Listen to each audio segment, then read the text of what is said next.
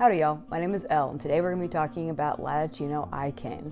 So essentially there's a bunch of different ways that you can produce an eye aesthetic within glass. You can use Millefiore chips, you can do stacked latino cane chips, you can also do simple dot stacking, but today specifically we're going to be talking about laid latino cane. How to produce the cane, get different aesthetics out of different patterns within the cane, and how to properly lay it down so that you get the desired effect with an even and symmetrical melt. So I'm gonna go through and do some drawings for you guys, and then we're gonna come back and talk about it, and at the end of the video, or maybe even in between, I'm gonna disperse some photos of different examples of things as we go. All right, thanks, hope you stick around, bye. So the first thing that we're gonna need to know today is, well, what is a latino cane? So, a latino cane is colored glass spun into a cane for decorative use, often looking like threads or ribbon. It is an extremely popular way to create different aesthetics within soft glass and borosilicate alike. It has many applications and can be used in a variety of ways to create different types of visual effects, and that is why it is extremely popular. So before we get started, I just want to show you guys a latino cane example. Now this has been made into a cup, but I just wanted to visually show you guys like what we're after today. Now this is a specific type of latino cane. We're not making this specific pattern, but I just wanted to give you a visual of what it looks like when it's been laid out. And this style is what gives our eyes those like very stringy, lifelike effects. And this cup is made by a friend of mine. His name is Xander D'Ambrosio, and he's a wonderful friend and amazing artist. And if you ever want a latino created cup, I recommend him highly. Anyway, so for the prep, we're going to be using 12 millimeter clear rod, 3 millimeter color stringers. And what I will say is that you can use whatever size clear and whatever size color you want. These are not steadfast rules. These are just what I personally use to create my canes. But because cane work is so individualized, you can come up with whatever calculations in whatever quantities that work for you and that what you find most appealing. And that's kind of the fun of it. Like, you can really experiment and dive into different sizes and consistencies, different types of spinning and pulling and all that sort of stuff. So once we get there, we'll talk about it. But something that you need to note is that when we're making these canes, we're starting out with 12 millimeters, but we're going to then create a puck, which will be about 20 millimeters. And when we create that puck, we're going to pull a latino cane off the end of it that's only about 1 millimeter thick, so it's very, very thin, and those lines are going to get super tiny. So that being said, we want to keep those lines saturated, and in the spirit of that, we're going to need to use deeply saturated colors such as the Roy G. Biv opaques and the striking colors. So any of our transparents or semi-transparents or even some of the CFL colors, they're going to disappear completely. So what I like to do with my transparents or semi-transparents is I like to put it on top of a striking color to create a variation of that color in a different hue. So that's how I like to integrate those colors into my work. But for the Roy G. Biv, I'm going to be perfectly honest, North Star, they kind of make, I'm not saying the other brands don't make great opaques, but those seem to hold the best for me personally when I pull down eye cane. Troutman and Glass Alchemy make really good opaques as well, but I will say that North Star works the best for me personally. But you know, you can experiment with whatever you have at your house or your studio and see what works for you. My way is not the highway, and you can always learn and improve on things that I teach you here, and maybe even come back to me and tell me more interesting ways to create cane, because I'm always interested in learning too. So here we're starting out with our initial cane, the 12 millimeter cane. Now whether or not you choose to put cane on the end of a blow tube, or if you just want to work with an entire solid cane, That's completely up to you. Know that we're working with about 1.25 inches or 1.5 inches of glass, just depending on how big you want your puck to be. And what I mean by puck is that you're going to gather up that glass backwards into a ball, and then you're going to smush it with a pair of mashers, or you can either put it in between a marker pad on your table or on the back of your torch and take a hand paddle and squish it and make it into a puck. So if I'm not correct, I hope I'm correct, these are called mashers, so you can squeeze it in between that, or you can take a marker pad and a paddle and squish it in between. But either way, you're going to get a flat puck out of it. And so now, with this flat puck, that's a great picture. We're gonna work on the surface of this to create different patterns. More like that. All right, so here's our puck. It is going to be, this is the side view of it, and it's going to be thinner than our base.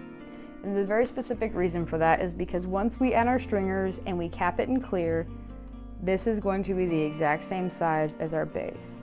And what'll happen is if that you use a thinner base and cap it in clear and color, this has the ability to become wiggly and wobbly, because what'll happen is the radiant heat moves from this larger mass into the cooler mass, and then it becomes unstable. So to avoid that, what I do is I just start with a larger base and a thinner puck. So this is our front and this is our back. Like I said, you can create patterns on both sides, but let's just focus on the front. So when we're laying down glass is how we're properly laying our stringers down. So what'll happen is if you come out at a 90-degree angle with your stringer, you're focusing all of your heat on the wall in between the front of that puck and the portion of the stringer that's touching the surface of the puck, right? So the way that the heat is going to rise and radiate is up and away, just like this. And just kind of in this fan-like shape. So what's not happening is that the heat is not moving back into this stringer at all. So what'll happen is if you'll get a little bit of movement and then it'll stop, and then you'll get a little bit of movement and then it'll stop, and then a little bit more, and so you'll get these kind of chunky little blips of glass. So to avoid that, and to get a smooth and even layering, is you're gonna come in at a sharp angle, and you'll focus your heat right here in the surface, and then in the portion where you're putting your stringer on your glass, and that radiant heat is going to move up and out. And it's going to move slightly, not exorbitantly, but slightly up that cane as you're pressing and moving. And when I mean pressing, I'm just saying you're adding just enough pressure to continue to pull down. So the angle that you're looking for on this is, here's your stringer, here's your puck, like that sharp. And what that's doing is it allows it to pull evenly as you pull down. I hope that makes sense. I'll show you an example of it once we get to the actual visual part. So I've chosen some examples of pucks. So each puck will have a front and back side. It's up to you whether or not you want to use both sides. I personally do. That just kind of gets a more saturated cane, but you can use one side and not the other. But what I will say is that when you select a design, whether it be 2, 4, or 3, go ahead and match it on that back side. See, what will happen is, let's say you choose 2 here and you choose 3 there, and maybe the lines don't perfectly line up. What'll happen is if they're not perfectly lined up on both sides, when you twist it out, instead of getting those clear breaks in between the lines, it'll all muddy together into just one big spiral that you cannot see through. And part of the effect of the eyes is that you can see through the cane to the backing of the eye itself. So that's going to be important to remember. But that being said, you can do 4 of the same color. You can do 1 color, 2 lines on either side, so the blue and red, that'll create a different effect. 1 blue in the middle, 2 red on either side. Now blue and red are just the markers that I have, so that's why I'm saying that. But anyway, and then we've got 1 blue, 1 red, or we have interchanging blue and red. And then we have 1 red in the middle with 2 blues on either side. Now all of these canes will create different effects, and different effects for different things that you may want to create within the eye. So let's say that you want something that's like super deep and rich in spirals. You're gonna wanna go with something that's gonna have about 5 lines. If you want something kind of loose and airy, you're gonna wanna go something 2 lines or 3 lines. So it'll be fully dependent on what you want out of the situation will be the types of lines that you lay on your latino. Now, what I will say is that once you lay your puck and after we color and cap it or clear it and cap it, you can then go on the outside of that cane and you can then add more lines to it. Now I add mine, if I do an extra layer, I'll add them on the sides of the puck. So like we've done the face and the back side of these pucks, but these sides are open. So you can add like 2 lines here or 1 line there, and that's gonna create 2 sets of spirals. And you can do that as many times as you like on the exterior, just going out and out and out. That being said, you also have to be mindful of not making too many so that they don't become one cane once they're all layered together. But you can get away with about 2 or 3 layers without making it completely muddy, as long as you stick with smaller amounts of stringers in the center of your cane to begin with. Alrighty, so the next thing, now that we've chosen our colors and our patterns and we have laid down our initial colors on our puck, what we're going to do is take a 3mm clear rod and we're going to lay it around and in between our color. And that is going to keep the color separate from each other, and it's going to keep nice, crisp, clean lines. And it's really important that you do that angled drag whenever you lay this clear down, because if you don't, you'll get little air pockets in here. And sometimes it's just on one side, sometimes it's on the entire part. But what will happen is that'll create an air pocket within your latino eventually. So you'll want to make sure to lay them down nice and smooth and even so that you have good separated lines. So end up kind of looking a little something like that. So what you're really just seeing are going to be these red lines and all this clear. And now that you have all this clear surrounding your color, you are going to go over. Now I'm not going to physically go over it with my marker because it'll ruin my marker. But what you're going to do is then take your clear and go over your color, and that is going to encase your color so that it doesn't bleed out when you twist it, or so that it captures the striking color inside of the clear before you do your final capping of clear. So now that all this has been capped, you're just going to go over one more time, and I'm just going to do squiggles, but imagine that these squiggles are just layers of clear. So you're just going to do your big layers of clear all the way around.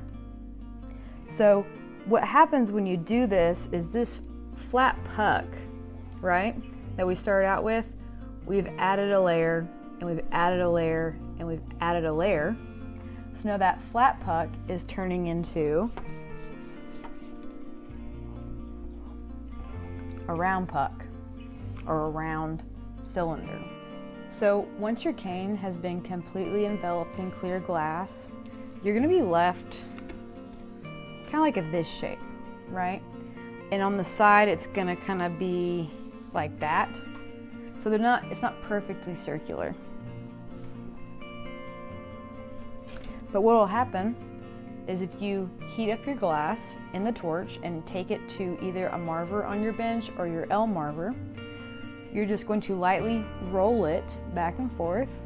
And each time you do that, you're just going to add a little bit of pressure on either one of these sides. And what'll happen is it'll end up just rounding out.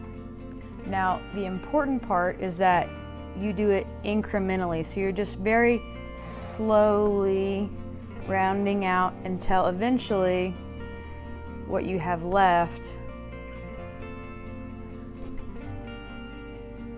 is a cylindrical item that you can then add a punty to and then twist. So what I realized after filming and making the eye cane for you guys is that I didn't even talk about pulling it down. So let's go ahead and do that. I only mention that because I'm red in the face because it's stinking hot in here. Okay, let's go. Here's your handle. And here is your blank of cane. And there's your punty. Now I use 6mm punty, and the reason I do that is because I'm gonna pull a small portion of this mass down, and I want it to be the same size as 6mm, because when I see visually that it is the same size as my punty, that is when I will begin to start turning it, and I will elucidate in due course. So, which really means, oh, by the way, I'm not heating where the punty is, I'm heating behind it, because the radiant heat is going to allow this little bit of mass to move. I don't need to direct the heat onto where the punty is attached, it'll just come off. So I'm doing that, and then I'm heating about that much of it up. So a relatively small section compared to the total mass. Oops. Okay, so what that's gonna do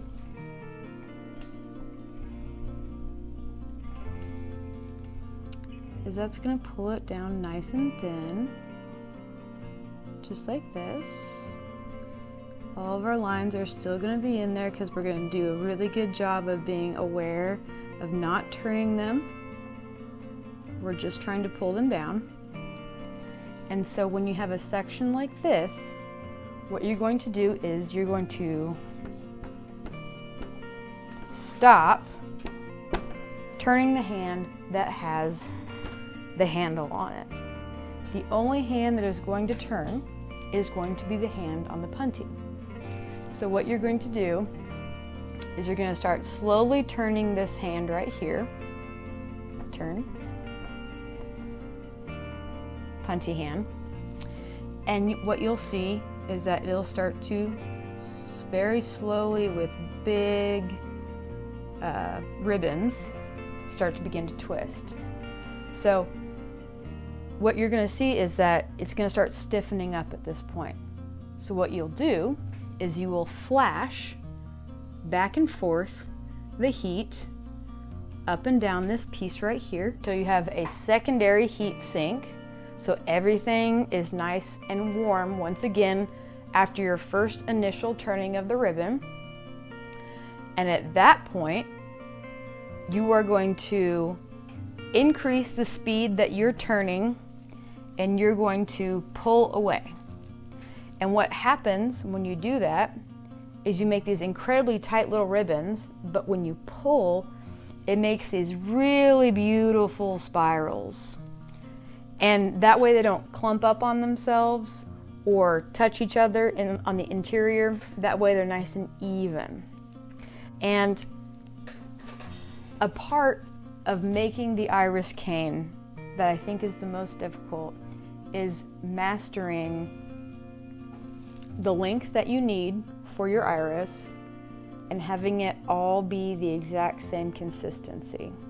So the ribbon or the threads in this cane need to be symmetrical, because once you lay it down on top of your eye, if it's not symmetrical, it never will be, and there's not a whole lot to fix it. So do yourself a favor and just pull more than you need and then pick the best out of the bunch. And I'll show you an example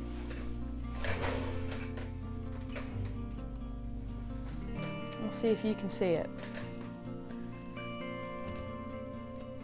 But this is about the length that I use for the eyes that I make. And this is about 1 millimeter thick, maybe 1.2 millimeters, I don't know. But 1.2 millimeters is what I'm gonna say. But so this is a relatively thin and long piece of glass, but it needs to be the same consistency. If there's ridges or bumps, those are gonna create different effects, and they could be cool and they could be very interesting. Mind you, that could be the aesthetic that you want. But for what I enjoy, which is the smooth, round, kind of realistic eye, this is what I like. It's a little harder to show on camera because they're so tiny, but those ribbons are all symmetrical in there, and that is just gonna come with time and practice. I think it took me probably close to 500 eyes to get mine to look truly symmetrical.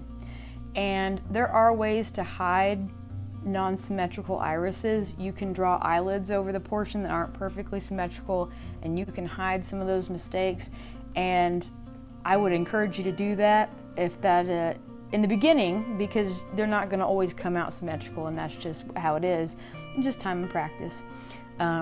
Like I said, it took me like 500 eyes, so probably like 3 years to get like a fully symmetrical iris, and then to continue to make them fully symmetrical meant that I had to continue practice to making them. And I stopped making them for a year, and I completely lost it. It took me 2 weeks of practice to get back to where I was. So it's not a riding a bicycle skill. It's a continue to practice to continue to be able to use its skill, and that's kind of how glass blowing is in general, but especially for pulling cane like this and for making the type of eyes or work that I am showing you right now. That being said, that concludes all of the work that we're going to do on the whiteboard. So I'm going to hop over on the torch. I've already done it technically. And we're going to demo. And I'm going to show you what I've been talking about this whole time. And just get to it. All right, let's go. Something I want to touch on real quickly is before we get on the torch, just in case I don't catch it for whatever reason, catch as in like film, is the process of like layering these stringers onto your puck. So just like imagine there's a puck here, right? So this hand does not move. It stays exactly where it is the entire time. And that's because when you come in at your angle and you're layering down, this hand is supplying the glass. This hand is just the surface. So what happens is if you've got your angle but you're like pressing up like that, this will move out of the flame. This will not continue to heat, so you will run into a cold spot and it'll stop melting. And this, once it's to a certain point, this surface isn't hot, and so whatever gets laid down will just break right back off because they're not actually fused, they're just tacked. So remember, you're holding your puck, and here's your stringer, and you want to pull down, right? I think of it this way. I put my elbow on the table so she can't move anywhere. And I have this hand floating. I have my elbow out here floating so that I know that I should be pulling down with my shoulder. So I hope that helps, because let me tell you something, it took me a really long time to learn that. Could have avoided a lot of trouble. So I hope it helps you.